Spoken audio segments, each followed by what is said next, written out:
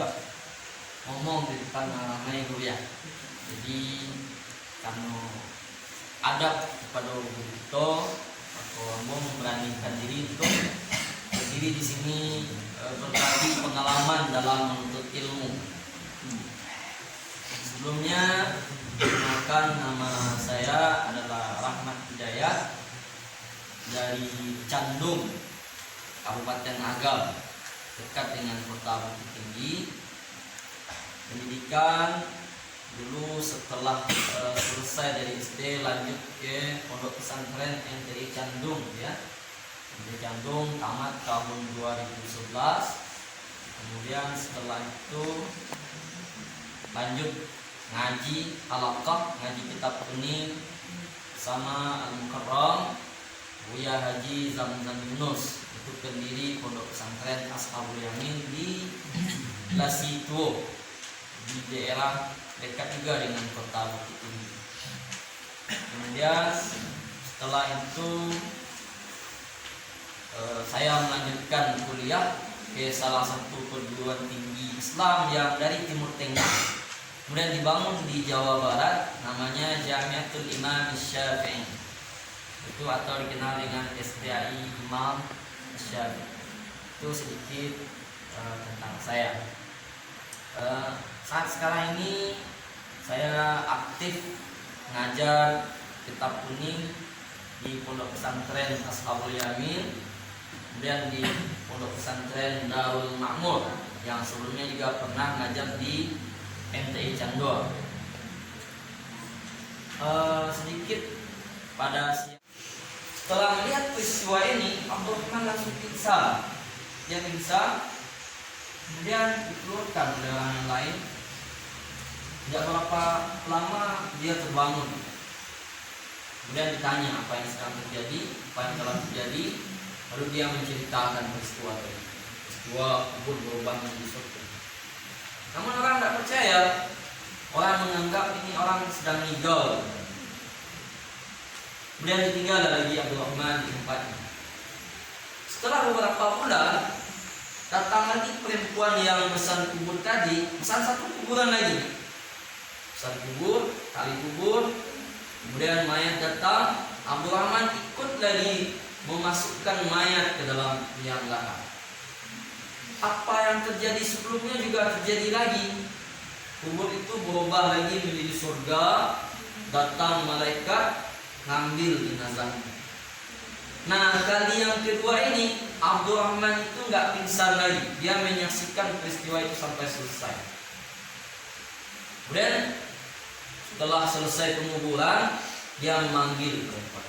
Lalu nanya, Bu, saya mau nanya, ini dua orang yang mayat yang engkau antarkan ini siapa?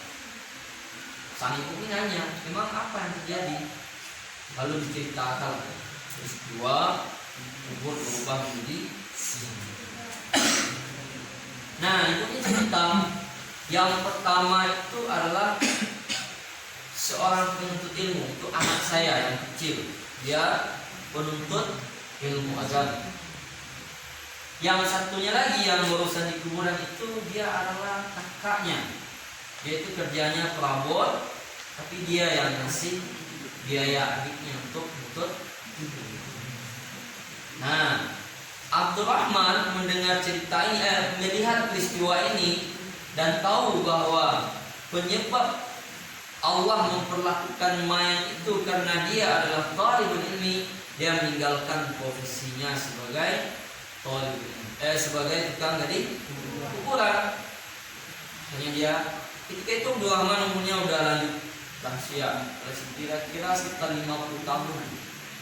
Nah, dia datang kepada salah seorang guru, tak lupa nama gurunya. Dia minta belajar.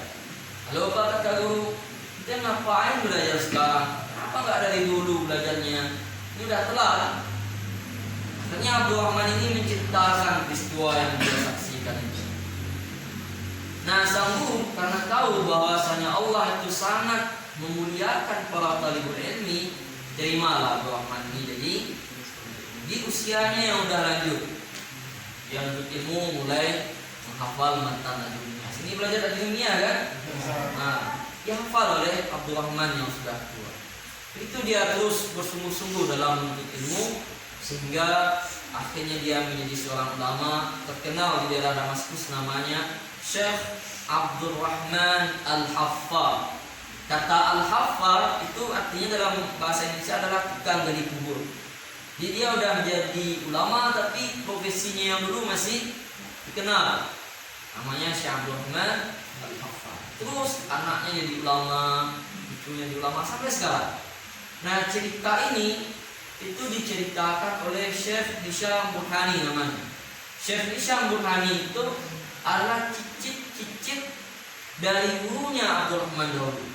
Dia menceritakan ini adalah cicit dari gurunya Abdurrahman. Nah, ini satu kisah nyata yang disaksikan oleh manusia bagaimana Allah itu sangat memuliakan talibul ilmi. Jadi kira-kira menuntut ilmu agama ini mulia, sangat mulia. Cuman terkadang kita tidak merasakannya di dunia ini. Kita tidak merasakan kenikmatan menuntut ilmu ini di dunia. Kita dalam menuntut ilmu ini kadang ngantuk, kadang belajar, malas, main, ya kan? Nah, itu tanda bahwa ilmu itu sangat berharga. Jadi kalian adik-adik santri, santriwati itu patut bersyukur kepada Allah Subhanahu wa taala karena Allah telah menempatkan kalian pada tempat yang mulia ini. Walaupun bangunannya hanya sederhana, tapi nilai kalian di sisi Allah itu sangat berharga. Namun ini ada syaratnya. Syaratnya itu disebutkan oleh Imam Al-Ghazali. Pernah dengar istilah Imam Al-Ghazali? Imam Al-Ghazali dalam kitabnya Bidayatul Hidayah itu mengatakan orang yang menuntut ilmu tapi tujuannya adalah untuk mengumpulkan harta, tujuannya supaya bisa mendapatkan pangkat, tujuannya supaya bisa dihormati orang, supaya bisa kalau di tempat keramaian dia selalu dimuliakan di depan. Maka orang yang seperti ini walaupun dia menuntut ilmu tapi tempatnya adalah neraka. Allah marah kepada orang-orang yang seperti ini. Lalu bagaimana para talibul ilmi itu seharusnya? Seorang talibul ilmi mestilah dia di saat menuntut ilmu itu tujuannya hanya satu. Hanya ingin apa? Coba. Ingin mendapatkan ridha Allah.